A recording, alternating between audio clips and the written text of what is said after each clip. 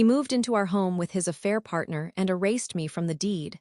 She posted a TikTok tour with my curtains, my decor, even my face photoshopped out.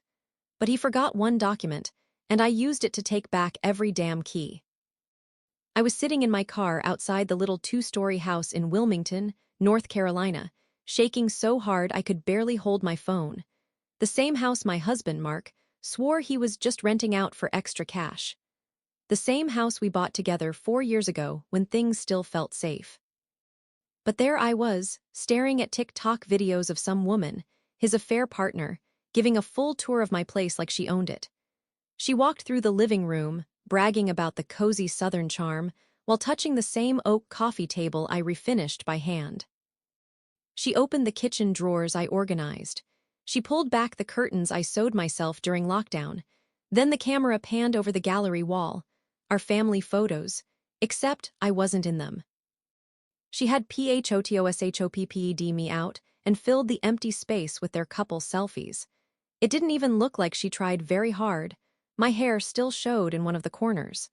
I felt like I was watching someone live inside my skin. When I confronted Mark, he didn't deny it. He didn't even sound nervous. He just said, "You weren't going to use the house anyway, it's better this way." Then he blocked me, his wife. That's when the panic set in. I called my lawyer immediately, explaining everything, how Mark must have done something with the deed, how something wasn't right. My lawyer went quiet for a long time. Then he said the words that made my stomach flip.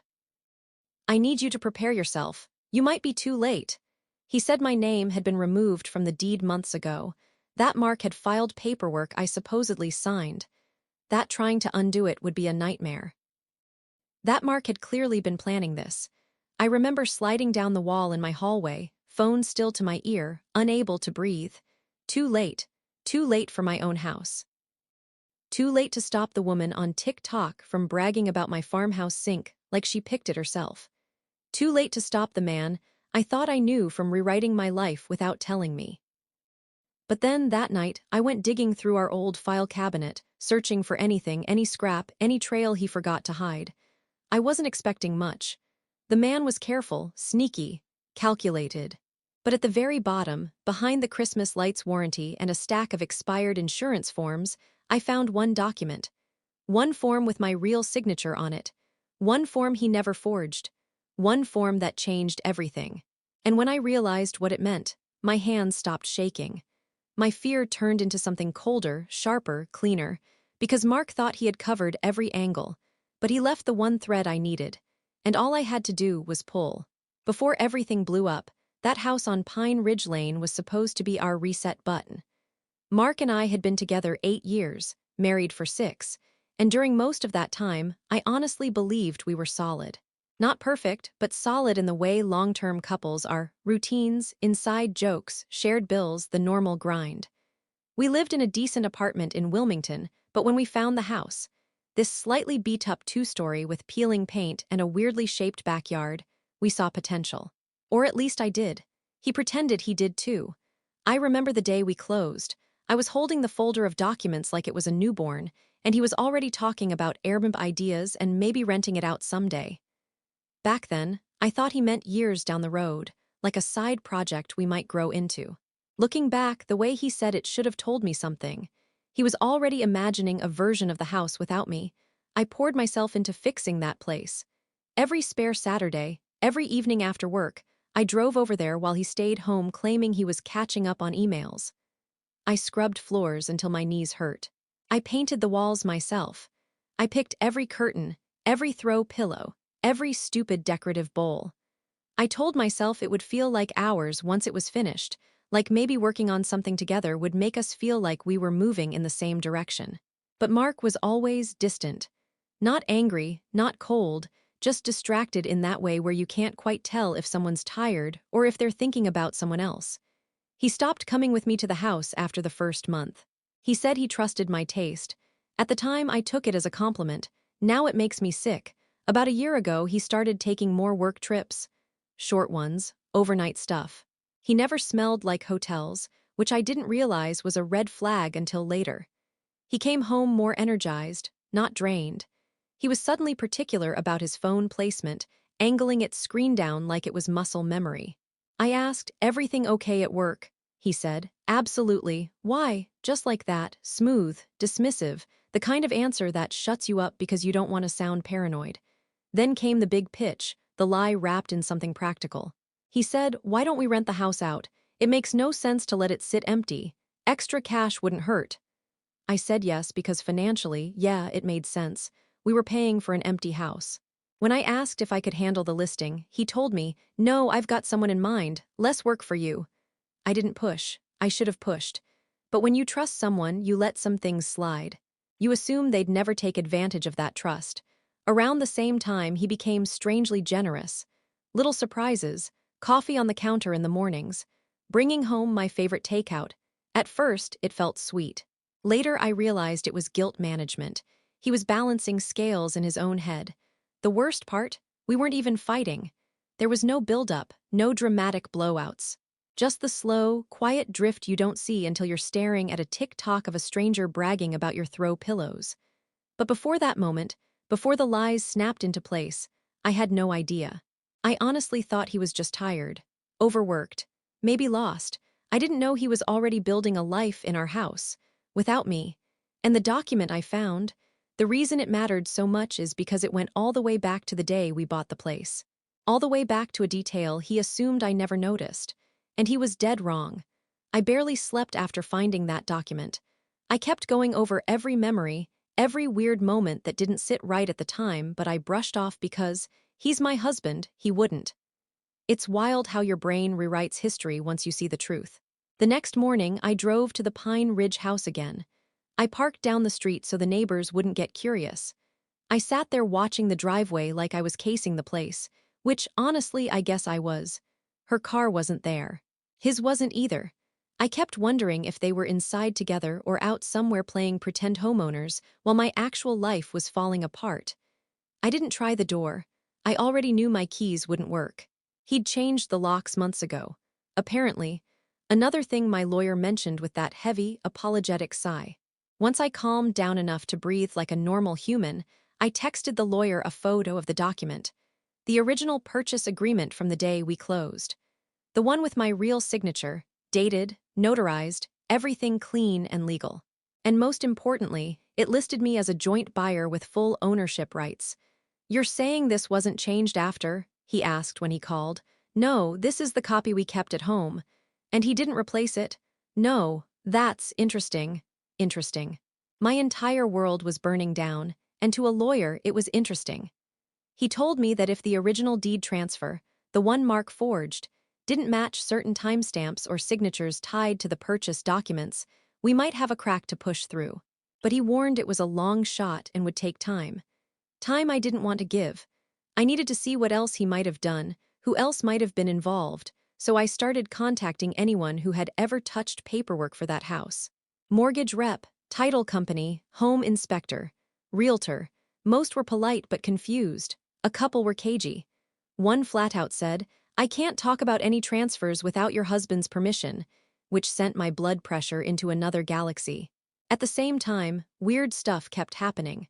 My joint bank account with Mark suddenly showed withdrawals I didn't recognize, large ones.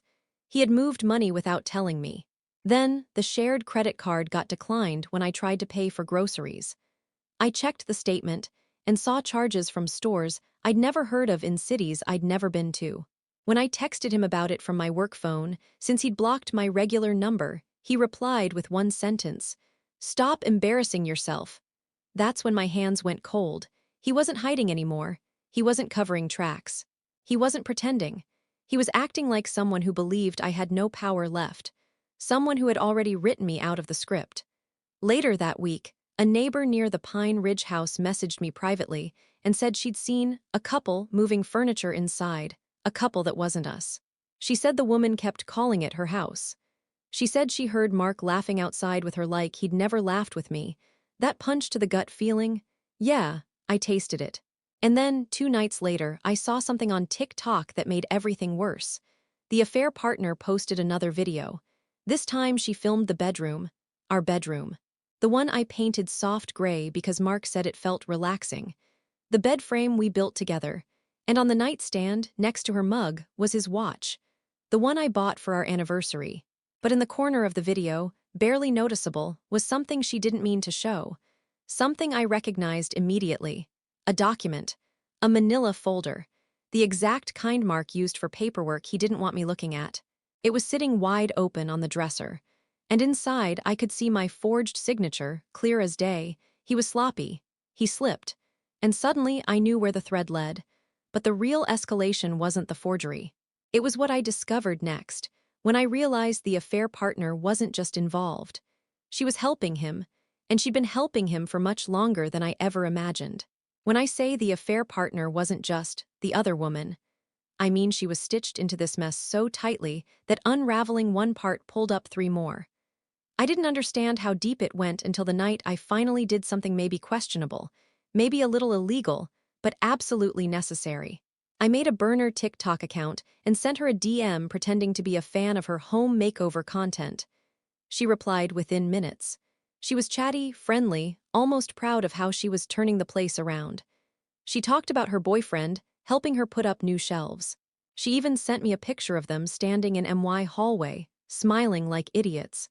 But then she said something that made every hair on my arm stand straight up. She said, "It's wild how easy the paperwork was. His ex made everything complicated, but we fixed it lol." His ex. His ex. I stared at that word for a full minute. I typed back, "How did you fix it?" She said. "Mark handled it. He said her name was never supposed to be on it in the first place. I just helped with documents since I do admin work." My mouth went dry. She wasn't just sleeping with him. She helped him forge the paperwork. I asked her where she worked. She bragged that she worked at a real estate office in Wilmington. "I know the whole process," she said. "Made things so much faster." My stomach dropped. She had access. She had training. She knew exactly what to forge, where to sign, how to make it pass a basic check. And she did it for him. But it got worse. And part of me still can't believe I didn't see it sooner. I searched her name online. On my burner account, obviously. And when I found her LinkedIn, I froze. I scrolled. And then I saw a familiar company logo, Mark's company. She had worked there for 3 years. 2 years ago, she and Mark were on the same project team. He'd even mentioned her once, a long time ago, in that casual. A coworker said something funny today. Way that sounds normal until you look back and see the truth hiding inside it. They weren't some new fling from a bar or some random woman he met recently. They had known each other for years. She wasn't just the affair partner. She was the woman he'd been grooming a second life with while I was painting walls and sewing curtains and believing we were building a future. I kept scrolling, and then I hit the part that turned the whole story sideways. Her aunt, listed under family connections, worked at a local title company. The same one we used when we bought the house. I suddenly felt sick. This wasn't sloppy, impulsive cheating. This was coordinated, planned, layered. They didn't just lie, they built a system around the lie. I texted my lawyer everything. He asked for screenshots. I sent them all. 10 minutes later, he called and said, "I need you to listen carefully. This is bigger than a forged deed. There's a chance your husband and this woman committed coordinated document fraud. That's a criminal matter." I should have felt relieved. I should have felt vindicated. But instead, I felt something colder, like the kind of chill that sits behind your ribs. Because now I understood the truth. They didn't just want the house. They wanted me erased. And the one document he forgot to forge, the one he assumed wouldn't matter, was suddenly the one thing that could unravel every single lie they'd carefully built together. But the real twist, the part that hit like a punch, I later learned exactly why she helped him. And it wasn't love. It wasn't loyalty. It was something much uglier. And it made everything snap into place in the most horrifying way. After the last call with my lawyer, something in me clicked. It wasn't rage, not the screaming kind. It was quieter, steadier, like all the noise had drained out and only purpose was left. I realized Mark and his TikTok mistress thought they had already won. They thought I'd melt down, get overwhelmed, give up. They thought I'd fold the way they assumed I always had, quietly, politely, without a fight. They had no idea who they were up against now. I started by getting organized. Not emotionally. Emotionally, I was wrecked and numb and barely functioning, but strategically. I opened a new email account, new cloud folder, took photos of every document I owned, scanned the original purchase agreement, backed it up in 3 places. I made a timeline of everything suspicious over the past year, every work trip, every financial change, every unreachable night. I wasn't just gathering evidence, I was building a case. Then I met with my lawyer in person. He looked at everything I had collected, laid out on the table like a crime scene, and said, "You're doing the right thing preparing for the worst. But if we want to hit them hard, we need something bigger than forged signatures." "What counts as bigger?" I asked. "A pattern," he said. "Multiple falsified documents, financial inconsistencies, proof of collusion." And suddenly, without meaning to, without planning it, I said, "I can get inside the house." He stared at me. "Do you have a legal right to be inside the house as of this moment? Because if you don't—" "I do," I interrupted. "The original purchase agreement lists me as an equal owner. All his forged stuff is what's being disputed. But the house was bought jointly. That document gives me standing." He considered that for a long moment. "You should not force entry, but if the door is unlocked and you are entering a property you legally co-own—" He didn't finish the sentence. He didn't have to, so I planned. I went back to the Pine Ridge house twice, not to go inside, just to watch. I learned their schedule disturbingly fast. She left for work around 8:15. He left around 8:45. They both came home around 6. Weekends were unpredictable, so I ruled those out. Then I checked the windows, discreetly, pretending to look around for a lost dog whenever someone walked by. I found one that didn't latch properly. The kitchen window. I remembered that latch. Mark said he'd fix it. Of course he didn't. Then I started preparing a list of things to look for inside. Any documents with my forged signature, any papers involving the title company, any communications with her aunt, financial statements, Mark's notebooks, anything with dates that didn't line up. I bought gloves. Not because I planned to hide my presence. I didn't care if they knew I'd been there. But because I didn't want to risk the smallest detail being used against me. And then, there was the bigger piece. The part I didn't tell my lawyer about because I wasn't sure he'd approve. I planned to search their bedroom, not for romance stuff, for evidence. People hide things where they feel the safest. And right now, that bedroom was where he felt invincible. Arrogant men get sloppy when they think no one can touch them. The night before I planned to go in, I couldn't sleep. I kept thinking about all the years I spent believing this man would always choose us, always choose me. I kept thinking about how he looked at me 12 months ago versus now. And then, for the first time since this all started, I felt something burning hot under the grief. Not love, not hurt, resolve. I wasn't going in there just to look around. I was going in there to pull the thread he left behind, to find the piece he forgot to forge, and rip the entire thing open. But I had no idea what I would actually find.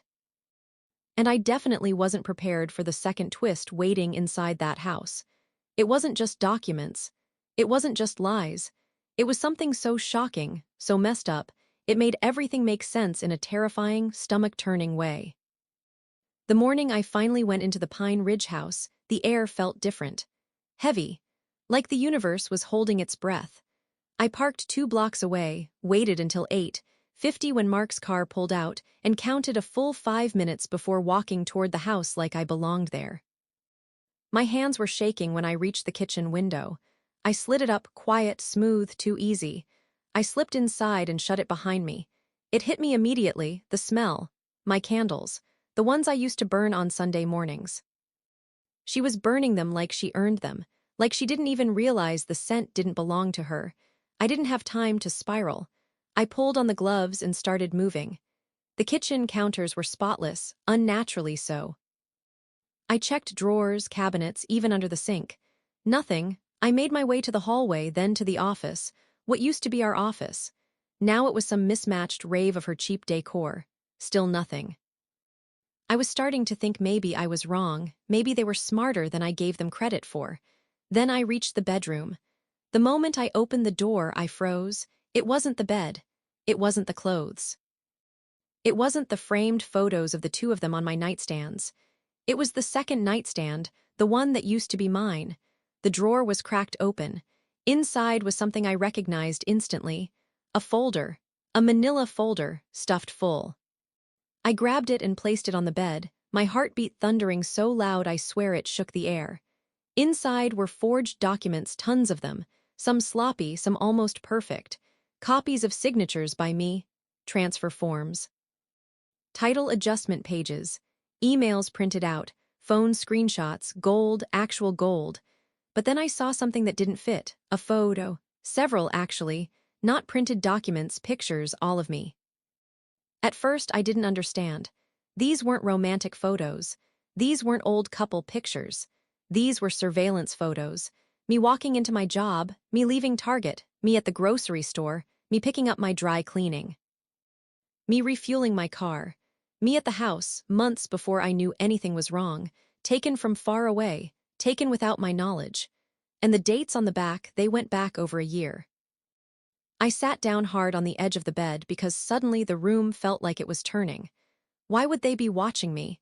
Why would they need photos of my routines? Why would they keep them hidden? My hands were shaking when I flipped through more, and then I found the one thing that nearly made me gag, a printed email thread between Mark and the affair partner, talking about me like I was some kind of variable in a project. She wrote, "We need to make sure she's out of the house consistently. If she's there when the papers get pushed through, it'll cause problems." And he replied, "I know her schedule. I've been tracking it. She won't notice anything until it's too late." Tracking it, tracking me. My chest tightened. I flipped through page after page, dates, times, attachments, screenshots of my location shared through apps I didn't remember authorizing. They had built my disappearance from the ownership records around the exact hours they knew I wouldn't be home. They didn't just erase me. They studied me to make sure it worked. But the deeper twist wasn't the stalking. It wasn't the forged documents. It wasn't even the emails bragging about cleaning up the deed situation. It was the last file, a letter, a draft unsent from Mark to his employer.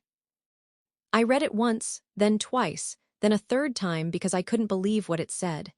He wasn't planning to live there with her long term. He was planning to sell the house out from under her to flip it for profit, and then claim she manipulated him. He even wrote lines about being taken advantage of and her pressuring him to change the deed. He was going to throw her to the wolves to save himself. He didn't love her. He didn't choose her. He wasn't building a life with her. She was just the next tool. And I realized in the middle of that stolen bedroom that Mark only had one real goal all along. And it wasn't the house. It wasn't her. It was something much darker, much colder. Something that made my skin crawl once I finally understood the pattern. And when I figured out why he was doing all this, it almost made me feel sorry for her. Almost. I didn't understand the real motive until later that night, after I'd already slipped out of the house, folder in my backpack, heart beating like I'd stolen a live bomb. I drove home shaking so hard I had to sit in the driveway with the engine off for 10 full minutes before I could breathe normally. I spread everything across my living room floor, documents, photos, screenshots, the printed emails, the draft letter where he planned to abandon her next. I kept asking myself the same thing over and over. Why? Why go this far? Why risk felonies, forged signatures, stalking, all of it, just for a house? And that's when I started seeing the pattern I'd been circling without understanding. Every lie, every forged document, every sudden work trip, every change to our finances, every strategic moment he made sure I wasn't home, every surveillance photo of my schedule, every plan he made without me. It wasn't about love or lust. It wasn't about her. It wasn't even about the house. It was about money. Cold, calculated, sociopathic greed, but not the simple kind. This wasn't just, "I want more money." This was, "I want all the money I think I'm owed, and I don't care who I crush to get it." I found the final piece inside that folder, something I had overlooked at first. A letter from a debt collection agency, addressed to Mark, dated 8 months ago. The balance, $117,000. Another letter from a private lender. Balance, $46,000. A third one, this one worse, showing a delinquent payment on a personal loan he never told me about. He was drowning, not a little underwater, completely submerged. And the kicker. The balances matched almost perfectly with the equity in the Pine Ridge house. He wasn't trying to live there. He wasn't trying to build a life with her. He was trying to steal the house, flip it, and use the money to wipe out every debt he'd secretly accumulated behind my back. He removed my name from the deed because he needed the sale to look clean. He moved her in because she was the perfect cover, someone with real estate access who could fudge paperwork and file things through the right channels without raising flags. He posted nothing online because using her account let him distance himself from the timeline. He changed the locks because he needed me out. He stalked my schedule because he needed to forge documents during windows when he knew I couldn't walk in and ruin it. And he planned to double-cross her, too, throw her under the bus, say she pressured him, say she handled the paperwork, say he was manipulated by some desperate woman. He wasn't building a second life. He was building a story, a narrative, a whole performance where he got to play the victim while cashing out on a house he didn't want me owning anymore. He didn't fall out of love. He didn't drift away. He didn't make a mistake. He targeted me, piece by piece, step by step, with this cold, terrifying logic that made it clear he never cared about the emotional fallout, just the payout. My marriage wasn't an accident that collapsed. It was a plan, a long con. And the worst part, the part that still chills me, was realizing he wasn't done. He had already drafted the sales listing paperwork. He had already reached out to realtors anonymously. He was weeks away from putting the house on the market, and if he sold it before I caught him, I'd lose everything. Legally, financially, emotionally. He wasn't planning to leave me. He was planning to erase me, and that's when I stopped crying, stopped shaking, stopped hoping things would magically fix themselves. I understood exactly what kind of man I was dealing with now. And once I finally saw the truth, the cold, hollow truth of why he did what he did, I knew what I had to do next. And trust me, he never saw it coming. The morning after everything clicked into place, I woke up with a kind of clarity I hadn't felt in months. Not happiness, not relief, just purpose. The kind that settles deep and solid like gravel under your feet. I called my lawyer first. I sent him every scanned document, every screenshot, every surveillance photo, the emails, the draft letter where Mark planned to throw his affair partner under the bus.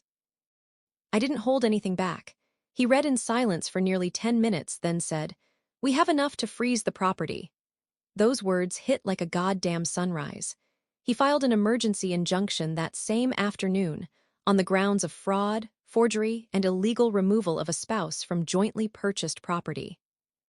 The original purchase agreement, the one document Mark forgot to forge, became the backbone of the case. My real signature, my real notarization, my real ownership. That single piece of paper he overlooked was the brick that collapsed his entire Jenga tower. By the next morning, the house was legally frozen. No sale, no transfer, no refinancing, no accidental paperwork. Nothing, and he had no idea yet. I wanted to tell him myself, so I waited until he got off work. I knew his routine. He always parked in the same spot behind his office. I waited in my car and watched him walk up, scrolling on his phone like he hadn't destroyed our life for a down payment on his secret debts. I stepped out before he could get in his car. He looked startled, then annoyed. "I told you to stop showing up," I cut him off. "You should check your email." Confusion, then impatience, then the exact moment he realized something was wrong. His phone buzzed. He looked down. He stopped breathing. He read the injunction, then the fraud notice. Then the statement about pending investigation. His face drained completely. "What did you do?" he whispered. It felt good, too good. I said I didn't do anything. "You did. I just stopped pretending I didn't see it." He actually had the nerve to reach for me, like he was about to beg. I stepped back. "You stalked me," I said. "You forged my name. You stole a house we bought together. You moved another woman in. You planned to sell it and leave us both with nothing, and you really thought I wouldn't figure it out." He didn't answer. He just stared at his phone like it might undo itself if he blinked enough times. Then I delivered the final hit. "I also sent the folder to your mistress." His head snapped up. I kept going. "And her aunt, and her employer. And HR at your job, and the title company you used, and every realtor you contacted about selling the house. I didn't raise my voice. I didn't need to. And the police have the surveillance photos, I added. They're handling that part. He looked physically ill. Good, because he wasn't done slipping, not by a long shot. The fallout happened fast, faster than even I expected. His affair partner blocked him everywhere within an hour. Her aunt sent my lawyer 2 apologetic statements, so detailed they might as well have been confessions. The title company launched their own investigation. His employer placed him on leave by the end of the week. But the best part? The house was fully restored to my name.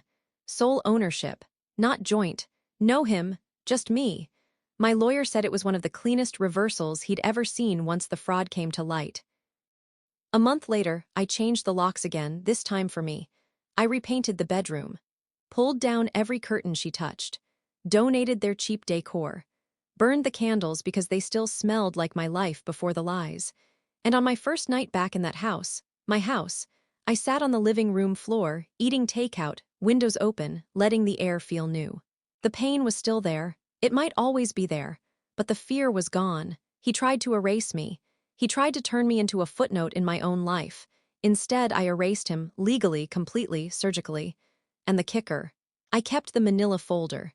Not for revenge, not for proof, but as a reminder, if someone ever tries to write you out of your own story, you pick up the pen and write them out instead.